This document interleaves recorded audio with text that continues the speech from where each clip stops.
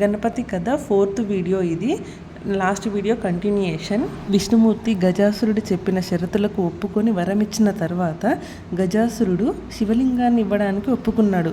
వెంటనే శివుడి వాహనమైన నందీశ్వరుడు కొమ్ములతో గజాసురుడి పొట్ట చీల్చి ఆ ఈశ్వరుని బయటకు తీసుకొచ్చి ఆత్మలింగంగా ఉన్న పరమేశ్వరుడిని నార్మల్గా తన శరీరంలోకి ఉద్భవించి తన వాహనం ఎక్కి ఈశ్వరుడు కైలాస పర్వతానికి వెళ్ళిపోతున్నాడు. అప్పుడు పార్వతీదేవి పరమేశ్వరుడు కైలాస పర్వతానికి వస్తున్నాడన్న వార్త విని పార్వతీదేవి చాలా సంతోషించి ఈశ్వరుడి కోసం తైలభ్యంగా స్నానం చేయడానికి సిద్ధమయ్యి ఆ తైలభ్యంగా స్నానం కోసం నలుగు పిండి సిద్ధం చేసుకొని నలుగు పెట్టుకుంటూ ఒక చిన్న బొమ్మను తయారు చేసిందంట.